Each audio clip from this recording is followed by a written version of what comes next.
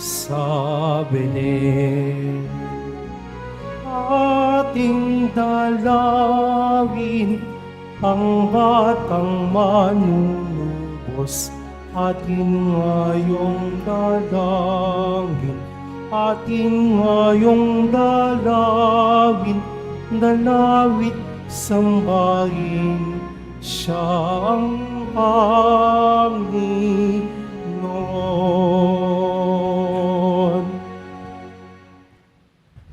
Sa ngalan ng Ama at ng Anak at ng Espiritu Santo, Amen. ang pagpapala ng ating Panginoong Kristo, ang pag-ibig ng Diyos Ama, at ang pagkakaisa ng Espiritu Santo na way sumainyong lahat. At sumaiyo rin. Mga kapatid, gunitain natin ngayon dakilang San Basilio at San Gregorio Nazanceno, mga obispo at pantas ng simbahan. Sama po natin sa misa natin ngayon ang mga intensyon para sa araw ngayon. Ang inyong mga intensyon kay narito sa loob at sa labas ng Basilica Minor at pambansang dambana ni Jesus Nazareno. Ang mga intensyon ng mga nakiisa sa atin sa pamitan ng live streaming through Facebook Live, YouTube, X, Instagram, TikTok at iba pang social media. Dito sa ating bansa at iba't ibang dako ng mundo, idagdagin natin ang ating intensyon para sa kapayapaan sa buong mundo, lalo tigit na sa Israel, Ukraine at Syria. Mga minamahal ko mga kapatid, ngayong panahon ng Pasko, tinipon tayo bilang kaanib ng angkan ng Diyos. Kaya dumulog tayo sa maing Panginoong nagpapatawad ng lubos. Sinugong tagapagpagaling sa mga nagsisisi, Panginoon, kaawaan mo kami. Panginoon, kaawaan mo kami. Dumating na tagapag-anyayang mga makasalanan ay magsisi, Kristo, kaawaan mo kami. Kristo, kaawaan mo kami. Napaluklok ka sa kanan ng Diyos Ama para pamagitan kami, Panginoon, kaawaan mo kami. Panginoon, kaawaan mo kami. Kaawaan tayo makapangirihang Diyos, patawarin tayo sa ating mga kasalanan, at patnubayan tayo sa buhay na walang hanggan. Amen. Manalangin tayo. Ama naming makapangyarihan, minapat mo ngayong sambayanan na masilayan ng huwarang paumuhay at pangaral ni San Basilio at San Gregorio. Pagkalob mo sa aming kapakumbabaan ang iyong katotohanang maasahan ay aming matutuhan at sa aming pag-ibig, ito ay tapat namin magampanan sa pangitan ni Kristo kasama ng Espiritu Santo magpa sa hanggan. Amen. Magsiupo muna po ang lahat. Pagbasa mula sa unang sulat ni Apostol San Juan. Minamahal kong mga kapatid, sino ang sinungaling? Hindi ba ang tumatangging si Jesus ang Kristo? Ito nga ang Antikristo, ang ayaw kumilala sa Ama at sa Anak. Ang di kumikilala sa Anak ay di rin kumikilala sa Ama. Kapag tinanggap ninuman ang anak, pati ang amay isa sa kanya. Pakaingatan ninyo sa inyong puso ang narinig ninyo sa simula pa.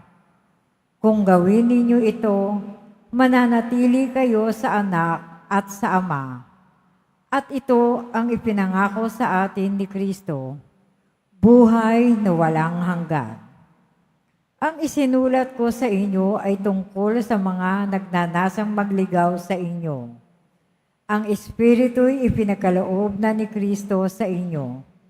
At habang siya'y nananatili sa inyo, hindi na kailangang turuan kayo ninuman. Ang Espiritu ang nagtuturo sa inyo sa lahat ng bagay. At totoo ang itinuturo niya, hindi kasinungalingan.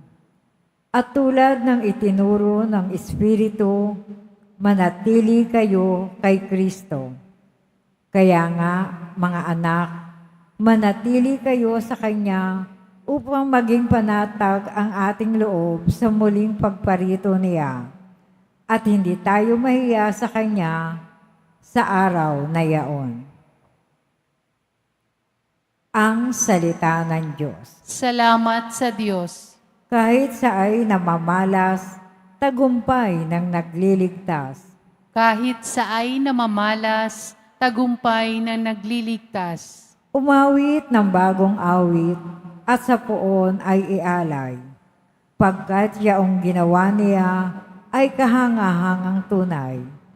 Sa sariling lakas niya at taglay na kabanalan, walang hirap na natamo, yaong hangad na tagumpay. Kahit sa ay namamalas, tagumpay ng nagliligtas. Ang tagumpay niyang ito'y siya na rin ang naghayag. Sa harap ng mga bansay, nahayag ang pagliligtas. Ang pangako sa Israel, lubos niyang tinutupad. Kahit sa ay namamalas, tagumpay ng nagliligtas. Tapat siya sa kanila at ang pag-ibig ay wagas. Ang tagumpay ng ating Diyos kahit saan ay namalas. Magkaingay na may galak, yaong lahat sa daigdig. Ang poon ay buong galak, na purihin sa pag-awit. Kahit sa ay namamalas, tagumpay ng nagliligtas. Magsitayo po ang lahat.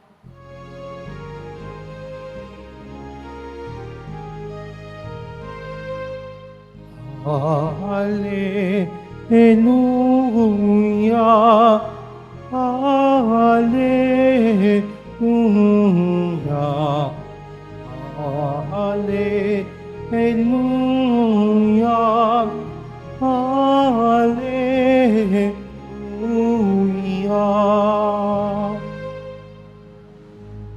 Nung dati mga propeta, ngayon na may anak niya, ang sugo ng Diyos Ama. Hallelujah, Hallelujah, Hallelujah, Hallelujah.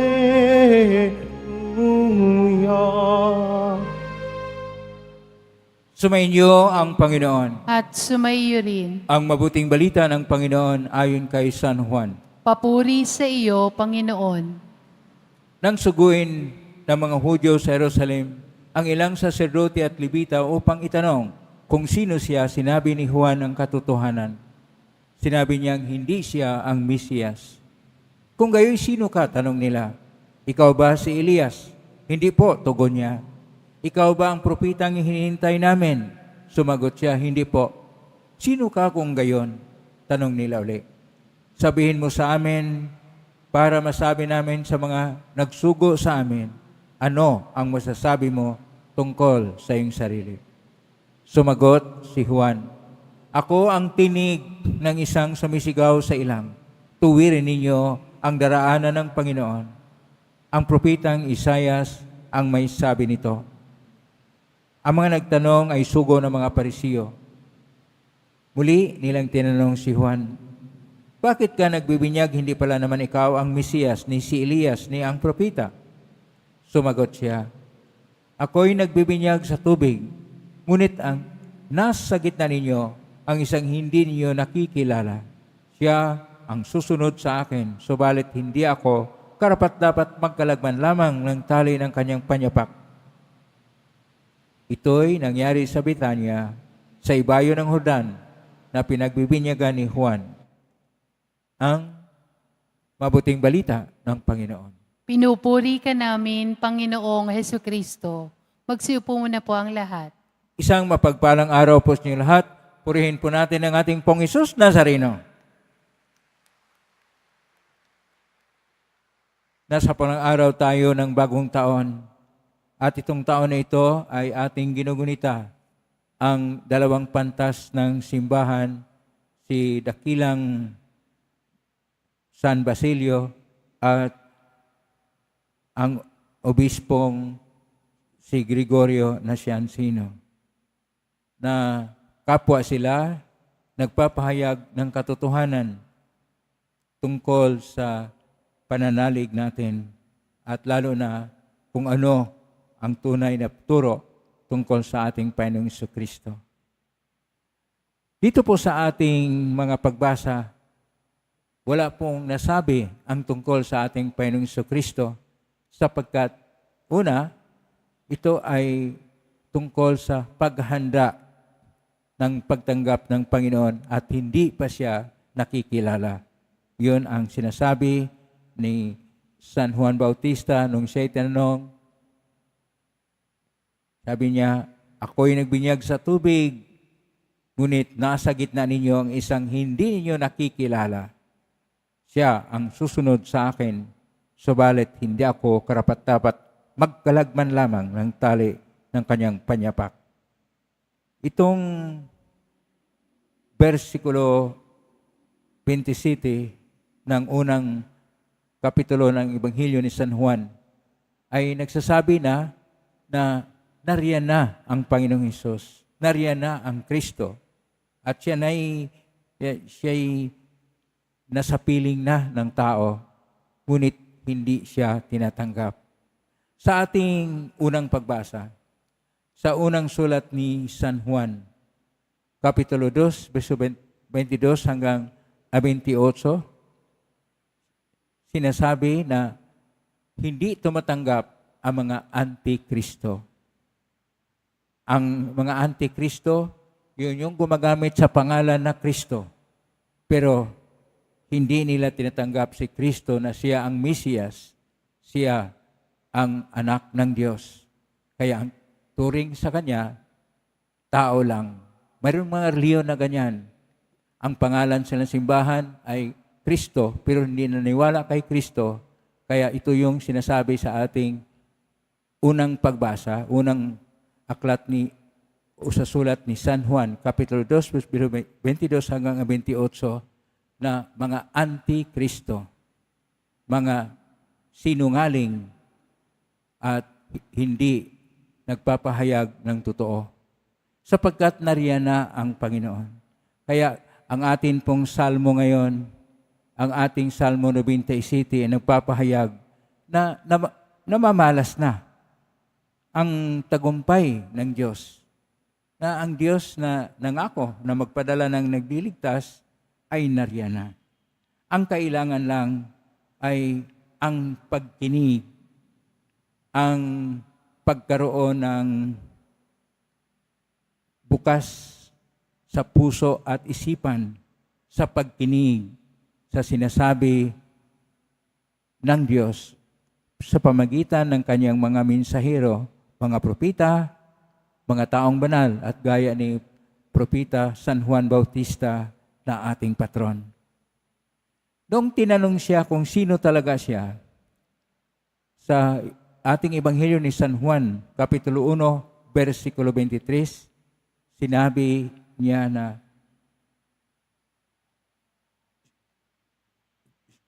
siya, versikulo 23, Kapitulo 1, Ebanghelyo ni San Juan, ako ang tinig ng isang sumisigaw sa ilang.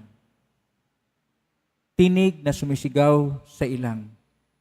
Ito yung mabasa rin natin sa aklat ni Propeta Isaias, Kapitulo 40, versikulo 3. At sa salitang Hebreo, dahil luma po na Hebreo ang pagkasulat sa aklat ni Propeta Isaias, Kol Mamidbar. Kol Mamidbar. Ang kol, ibig sabihin tinig, pero hindi lang ordinaryo na tinig. Ito yung tinig ng mensahe na mula sa Diyos na dinadala ng mga propita. At bakit tinatawag na Mamidbar? Midbar ay disyerto. Ibig sabihin, walang kabuhay-buhay ang mga tao. Kahit nariyan yung mga buhay, hindi naisabuhay ng tao ang kalooban ng Diyos. Kaya parang disyerto. Kaya nga sinasabi sa Latin, vox et deserto, na ito naman ay salin sa Koinoko na Griego na puni apotin eremo.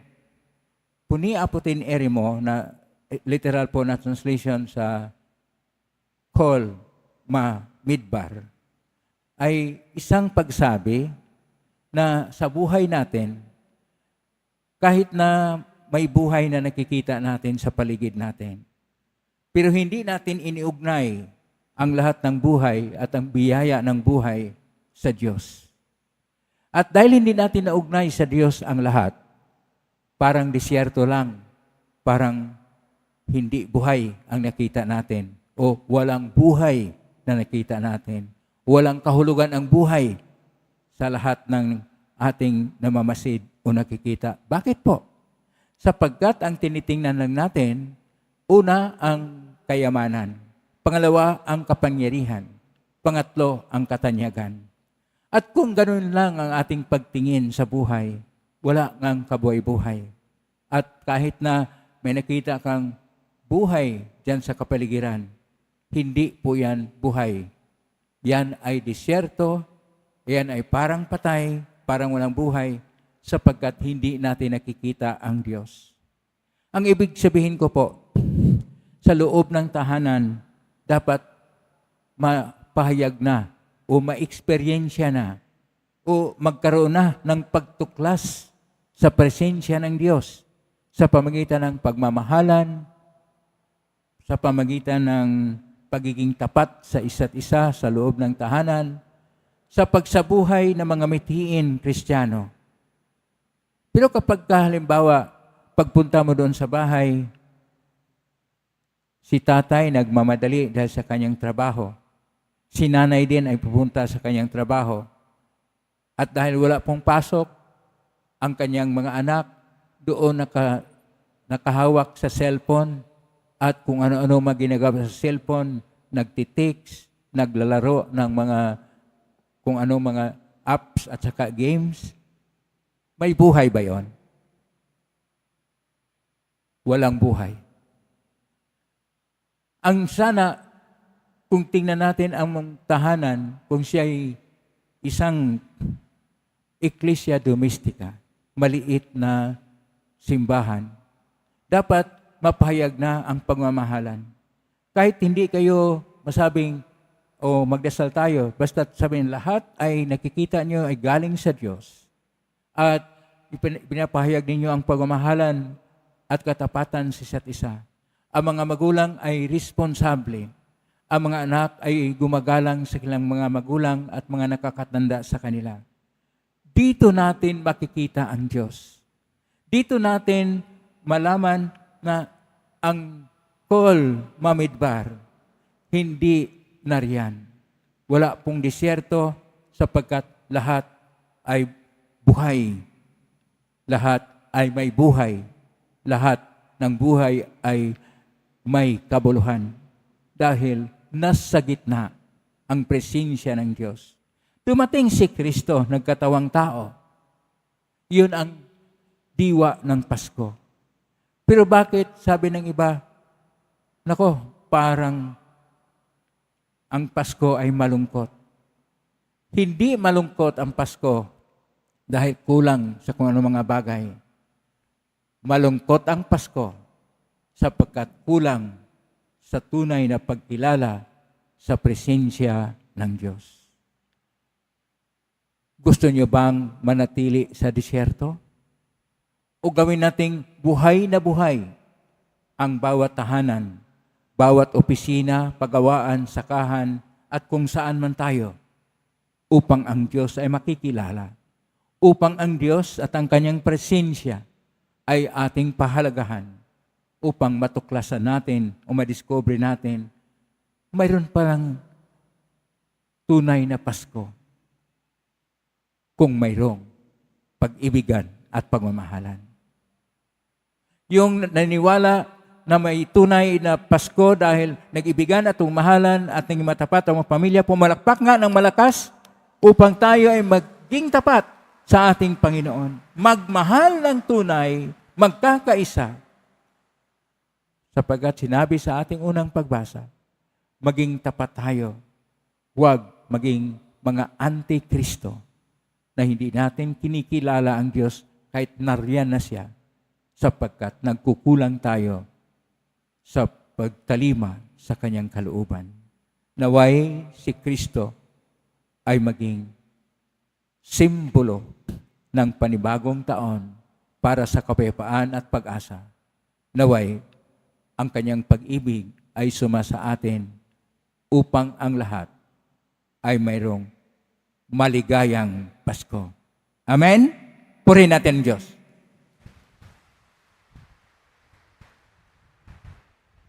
Magsitayo po ang lahat.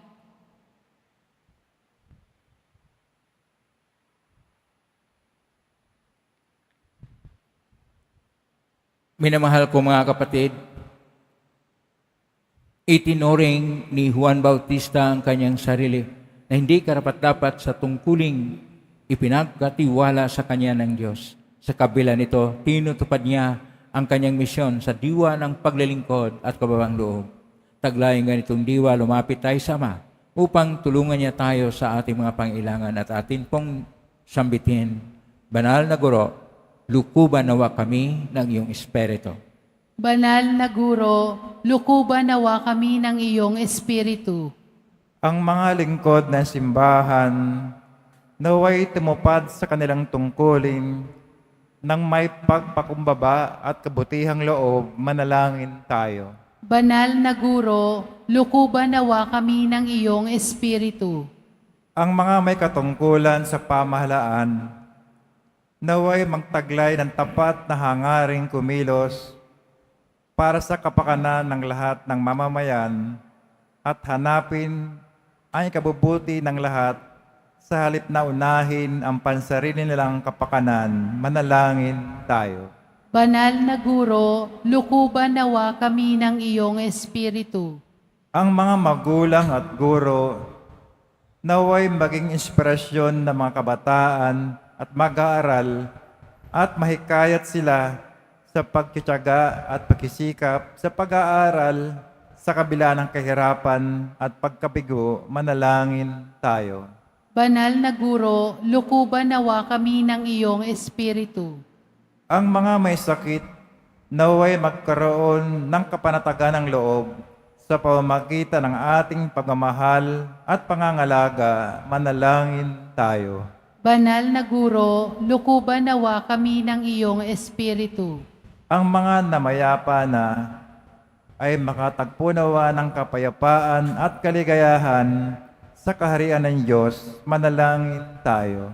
Banal na Guro, lukuban nawa kami ng iyong Espiritu. Sa tahimik, idulog natin sa Panginoon ang ating mga sariling kahilingan. Panginoon, sa pamagitan ni San Juan, tinuturuan mo kaming maging mga abang lingkod. Luubin mo na matularan namin ang kanyang halimbawa upang makasalo kami sa iyong buhay sa kaharian kung saan ikaw ang Panginoon magpa sa walang hanggan. Amen. Amen. Magsiupo muna po ang lahat.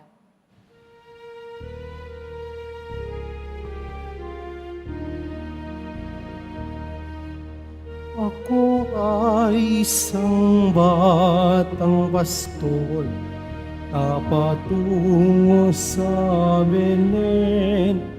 May dala na maiaalay kay Jesus sa sabsaban. Tayo na, sa Belen, tayo na sa Belen. Doon kay sarap mag-awitan sa tabi ng sabsaban.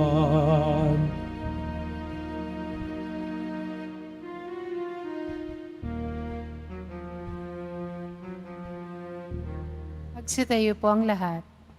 Manalangin kayong kapatid upang paghain natin ay kalugdan ng Diyos Amang makapangyarihan. Tanggapin nawa ng Panginoon itong paghahain sa iyong mga kamay sa kapurihan niya at karangalan sa ating kapakinabangan at sa buong sambayanan niyang banal. Ama naming lumikha, ang paghain namin ngayong sina San Basilio at San Gregorio ay kalugdan mo nawa at bilang tugon sa kanilang itinurong kaalaman, ikaw ngayon ay aming pinupuri at pinasasalamatan. Sa pangitan ni Jesucristo kasama ng Espiritu Santo magpa sa walang hanggan. Amen. Sumainyo ang Panginoon. At sumaiyo rin. Itaas sa Diyos ang inyong puso at diwa. Itinaas na namin sa Panginoon. Pasalamatan natin ang Panginoong ating Diyos. Marapat na siya ay pasalamatan. Ama namin kapayong tunay marapat ni kay aming pasalamatan sa pangitan ni Jesucristo na aming Panginoon. Sumilay sa amin ang pagkakataong ipagpalitang handog sa iyo ngayon. Inako ng iyong maasahang anak ang pagkatao naming alangan at hamak kahit kamatayan namin ay kanyang natikman upang kami makasalo sa buhay na walang hanggan. Kay kaysa namang si awit ng papuri sumpay, sa kalangitan kami nagbunyi sa kadakilaan. Santo, Santo, Santo, Panginoong Diyos ng mga hukbo, napupuno ang langit at lupa ng kadakilaan mo, hosana sa kaitaasan, pinagpala ang naparirito sa ngalan ng Panginoon, hosana sa kaitaasan, magsiluhod po ang lahat. Ama naming banal, ikaw ang bukal ng tanang kabanalan. Kasmitan ng Espiritu ng banal na makalob na ito upang para sa aming maging katawan at dugo ng aming Panginoong Kristo. Bago niya pinagtisang ko sang loob na maging handog, hinawakan niya ang tinapay, pinasalamatan kanya, pinaghati-hati niya yon, iniabot sa kanyang malagad at sinabi, tanggapin ninyong lahat ito at kanin, ito ang aking katawan na ihandog para sa inyo.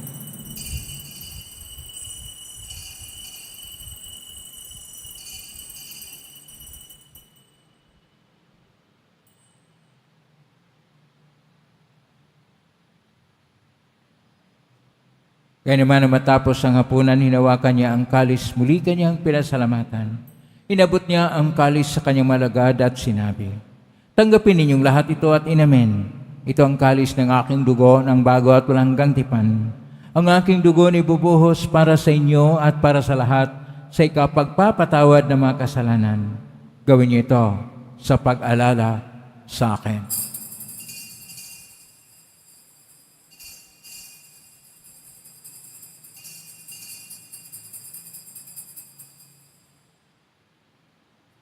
Magsitayo po ang lahat. Ang misteryo ng pananampalataya. Si Kristo'y namatay, si Kristo'y nabuhay, si Kristo'y babalik sa wakas ng panahon. Ama, ginagawa namin ngayon ang paglalas, pagkamatay at muling pagkabuhay ng anak kahit inaalay namin sa iyo, ang tinapay nagbibigay buhay at ang kalis na nagkakaloob ng kaligtasan. Kami nagpapasalamat dahil kami narapat na tumayo sa harap mo para maglingkod sa iyo. Isinasamo namin kami magsasalo-salo sa katawan at dugo ni Kristo ay mabuklod sa pagkakaisa sa pamagitan ng Espiritu Santo. Ang malingapin simbahang laganap sa buong daigdig, pususin mo kami sa pag-ibig, kaisa ni Francisco na aming Papa at ni Jose na aming Obispo at ng Tanang Kaparian. Alalahanin mo rin mga kapatid naming naimlahin, may pag-asang sila muling mabuhay, ganyan lahat ng mga pumanaw. Kawaan mo sila at patuloyin sa iyong kaliwanagan. Kawaniripatin kaming lahat ng kasalo siyang buhay na walang wakas.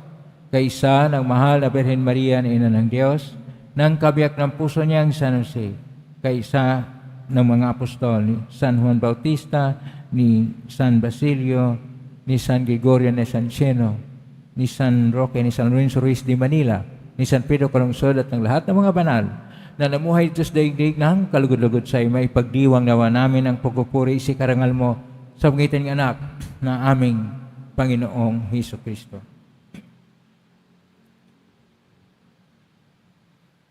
Sa pamamagitan ni Kristo, kasama niya at sa Kanya, ang lahat ng parangal at papuri ay sa iyo, Diyos amang makapangyarihan, kasama ng Espiritu Santo, magpasawalang hanggan. Amen. Amen. Amen.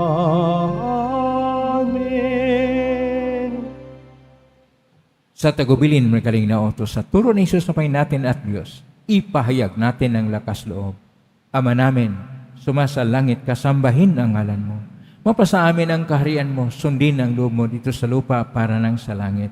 Bigyan mo kami ngayon ng aming kakanin sa araw-araw at patawarin mo kami sa aming mga sala para nang pupatawad namin sa nagkakasala sa amin at huwag mo kaming ipahintulot sa tukso at iadya mo kami sa lahat ng masama. Hinihiling namin kami iadya sa lahat ng masama.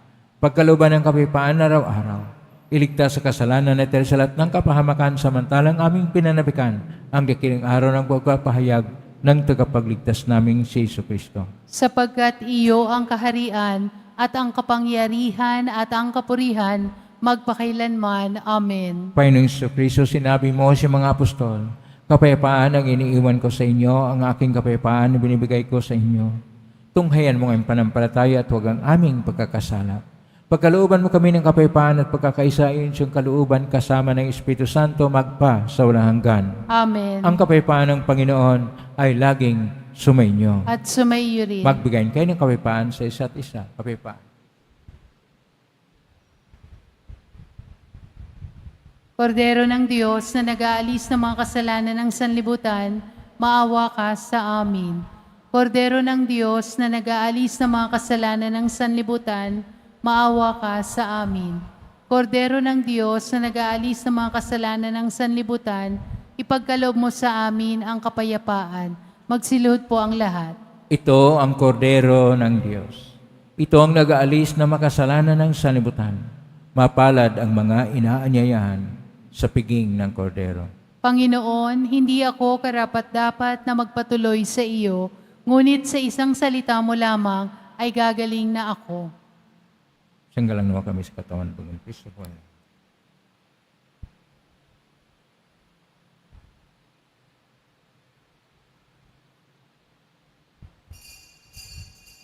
Para sa lahat ng tatanggap ng banal na komunyon, sasagot po tayo ng amen. Pagkasabi ng pari o ng lay minister ng katawan ni Kristo at isubo agad sa bibig bago umalis sa harapan ng pari o lay minister. Sumunod po tayo.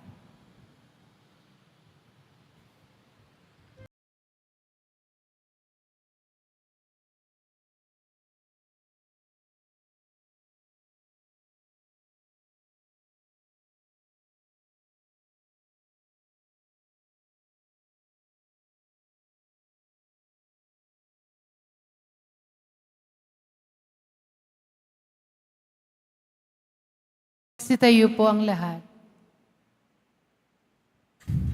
Manalangin tayo.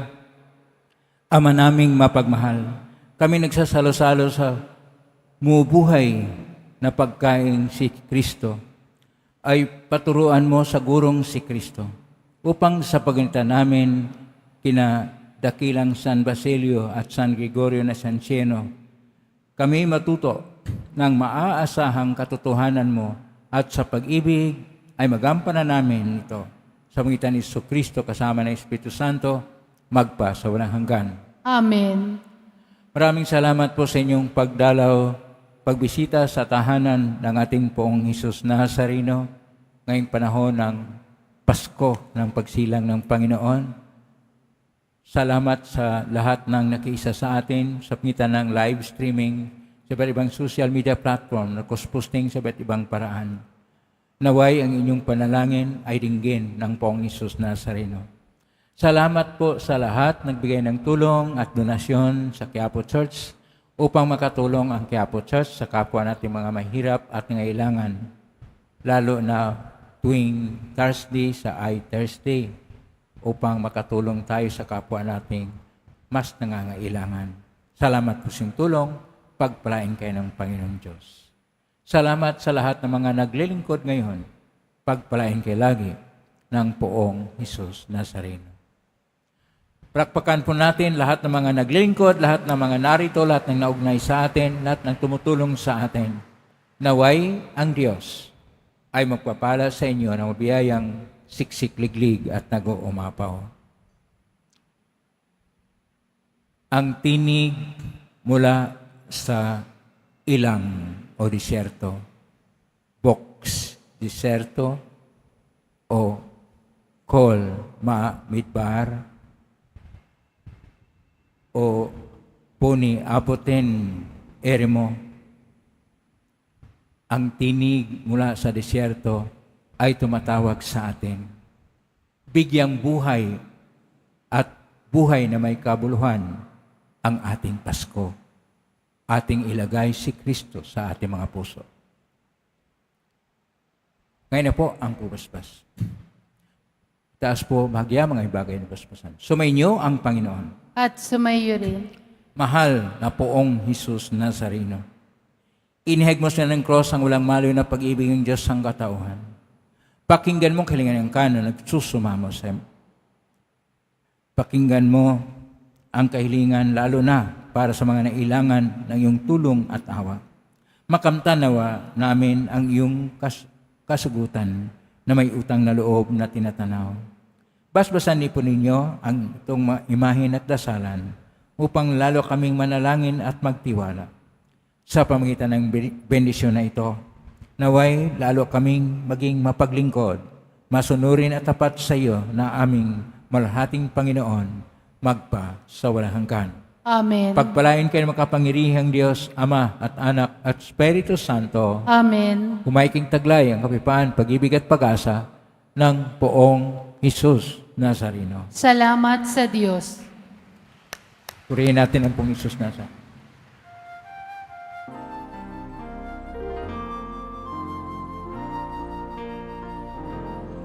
Nuestro Padre Jesus Nazareno, sinasamba ka namin. Pinipintuho ka namin.